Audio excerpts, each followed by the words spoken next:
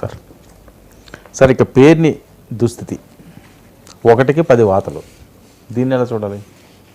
నిజంగా పేరునైన వాయిస్ కదా, voice of అంటే ఇంకా కొడాలి నాని, అంబటి రాంబాబు ఇలాంటి వాళ్ళు ఉన్నా పేరుని నాని కొంచెం మీడియాగా అటు ఇటు మాట్లాడుతూ ఏదో ఉండేవాడు. ఆయన ఈరోజు చాలా వాళ్ళ పార్టీ కార్యకర్తలతో ఉన్నారని దాని మొత్తం ప్రత్యక్ష ప్రసారం అన్ని ఛానల్స్లో. అసలు మానసికంగా చచ్చిపోయాననే పదం వాడాడు.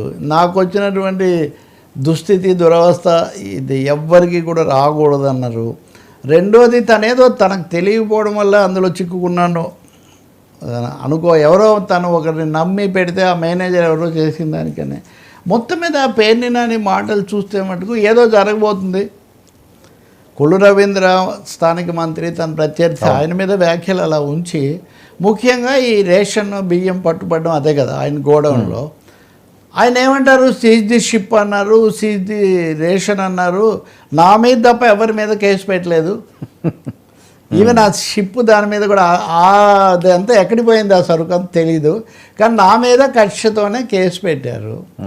నేను గోడౌన్ నా దగ్గర ఉన్నదంతా ఏదో గోడౌన్ అత్తమామలతో కలిసి కట్టాను. కట్టిన తర్వాత ఎవరో సహాయం కోరి వస్తే ఆ సహాయం కోరి వచ్చిన వాళ్ళను సహాయం చేయడం కోసమే ఇక్కడ పెట్టాను.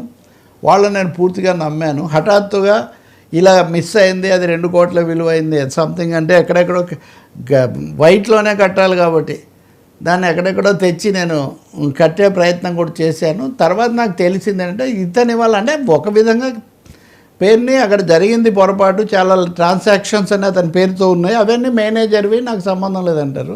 రెండోది నేనే నా భార్య పేరుతో పెట్టాను కాబట్టి అవును, అసలు బుద్ధినాడు ఎవడు కూడా ఇంకా భార్య పేరుతో ఆస్తులు పెట్టకూడదు, పెడితే ఇలా జరుగుతుంది. ఇది ఒక విధంగా రాజ్యాంగ రీత్యా లేకపోతే ఆంధ్రప్రదేశ్లో కూడా ఆస్తి హక్కు ఎన్టీఆర్ ఇచ్చి ఉన్నాడు మొత్తానికి.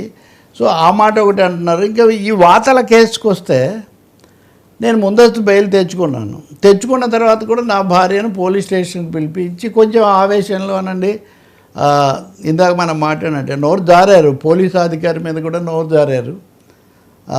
ఇప్పుడు కానివ్వండి మీ రాజ్యం నడుస్తుంది, మళ్ళీ మేము వస్తే ఒక వాతకు 10 వాతలు పెడతామని.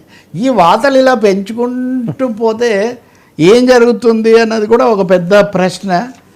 ఇంకా మూడోది సిద్ధమైపోయి ఉన్నాడు ఆయన ఇళ్ళ పట్టాల గురించి మెయిన్గా, అది కూడా ఒకటి. ఇవన్నీ ఎందుకు చెప్తున్నానంటే ఇవన్నీ అన్ని చోట్ల ఇది స్పెసిమన్ కేసు కింద, కేస్ స్టడీ కింద తీసుకోవచ్చు.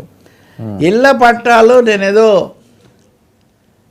నకిలీ పట్టాలు ఇచ్చాను లేదా పట్టాల పేరుతో మాయ చేశానని ఒక పత్రికలో దాంట్లో వార్త రాశారు. కానీ నేను చాలా బ్రహ్మాండంగా చేశాను, చాలా మీరెవరు చేయలేదు, మీరు కేవలం మీ కులాన్ని మీ రాజకీయ ప్రయోజనాలుగా వాడుకుంటారు, నేనైతే వాళ్ళకి ఇవన్నీ సహాయం చేశానని చెప్తూ ఇంతవరకు ఎందుకు కేసు పెట్టలేదు, మరి ఇంతవరకు ఎందుకు అరెస్ట్ చేయలేదు అని కూడా ఒక విధంగా సవాల్ చేస్తూ ఉన్నాడు ఆయన ఆ విషయం మీద. కాబట్టి పేరుని ఇవన్నీ చూసినప్పుడు సంథింగ్ రౌండ్ ది కార్నర్, ఇంకొక కుదుపు, ఇంకొక షేక్ ఏదో ఈ మొదటి వార్షికోత్సవం ఫస్ట్ యానివర్సరీ ఏదో జరగబోతుందని. రెండోది ఆయన ఏదో విపరీతమైన ప్రెషర్లో ఒత్తిడిలో ఉన్నాడని. మూడోది సరే జగన్ ఇవన్నీ పట్టాలు ఇవ్వటం ఇది మంచిది. నిజంగా ఇళ్ల పట్టాల సమస్య అది మనం వాస్తవంగా కూడా చర్చించాలి. అది ఇంకా ఒక కొలికి వచ్చినట్టు కూడా కనపడదు. What is going to happen పేరుని. ఓకే సార్, ఒక బిగ్ బ్రేకింగ్ చూద్దాం. అహ్మదాబాద్ దగ్గర విమాన ప్రమాదం జరిగింది, 250 మంది ప్రయాణికులు ఉన్నట్టుగా తెలుస్తున్నది.